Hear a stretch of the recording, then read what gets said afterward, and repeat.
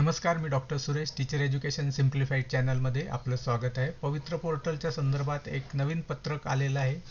हे पत्रक काय, त्याचा आपण अभ्यास करूया. हे पत्र इथे 11 फेब्रुवारी रोजी आलेलं आहे. याच्या थोडक्यात आपण माहिती बघूया. पहिला मुद्दा BCom MCom अर्हता असणाऱ्या विद्यार्थ्यांसाठी आहे. फक्त BCom BEd आहेत असे विद्यार्थी 6वी ते 8वी आणि 9वी ते 10वी साठी पात्र नसणार आहेत.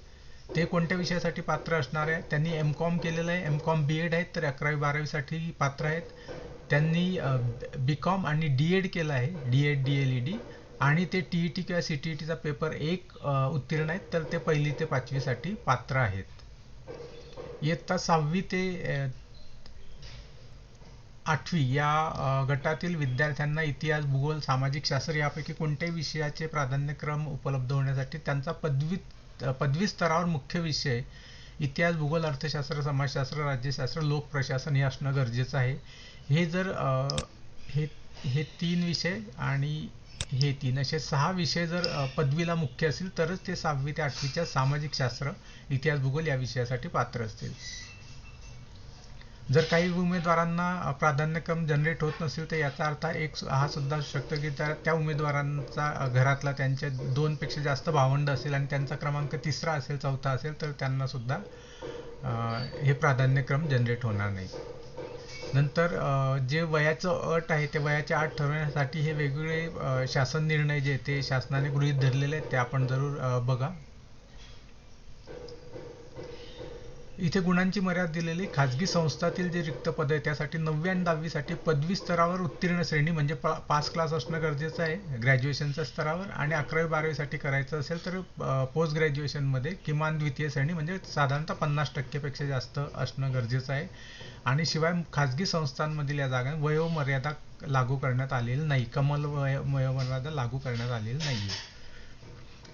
त्यानंतर आपल्याला उमेदवारांना जे काही तुमच्यासाठी जे जनरेट झालेली यादीमध्ये सर्वच प्राधान्यक्रम लॉक करणं आवश्यक नाही. तुमच्या सोयीनुसार ते पसंतीक्रम तुम्ही लॉक करू शकता. तुम्हाला समजा 27 पसंतीक्रम ते आलेले आहेत तर तुम्ही त्यातले फक्त 4च लॉक करू शकता जे तुमच्या सोयीचं आहे ते. त्यामुळे लॉक करणं न करणं हा पूर्णपणे तुमचा चॉईस आहे.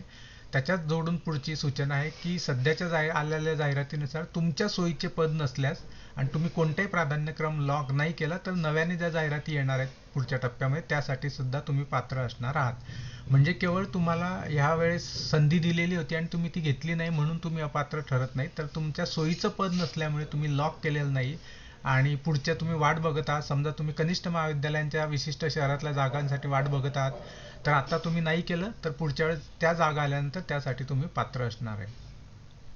ज्या उमेदवाराने ज्या प्राधान्यक्रमाने नोंद केली त्यांच्या मेरिटप्रमाणे त्यांची शिफारस केली जाते आणि तुमची ज्या प्राधान्यक्रमावर शिफारस त्याच्यानंतरच्या प्राधान्यक्रमात विचार घेतला जाणार नाही. म्हणजे उदाहरणार्थ मला जो याचा अर्थ कळतो की समजा तुम्ही 5व्या क्रमांकासाठी एखाद्या शाळेची निवड केलेली आहे, तिथे तुमची निवड झालेली आहे, तर 5च्या पुढचे तुम्ही जर निवड दिलेली आहे 6, 7, 8, 9, 10 तर तिथे तुम्हाला विचारात घेतलं जाणार नाही. मात्र 5च्या आधीचे म्हणजे 4, 3, 2, 1 यासाठी तुमचं विचार केला जाणार आहे असा याचा अर्थ दिसतोय.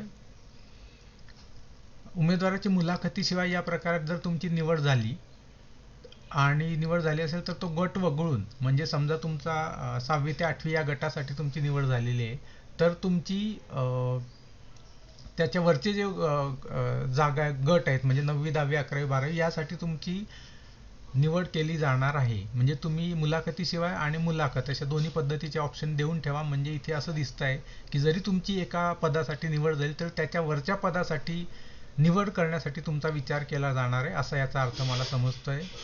आणि जर कोणत्याही कारणाने आपले जर हे जनरेट होत नसतील प्राधान्यक्रम तर आपण दिलेली माहिती चुकली आहे का हे सुद्धा आधी बघा आणि त्याच्यानंतरच आपण शासनाला ईमेल करावा.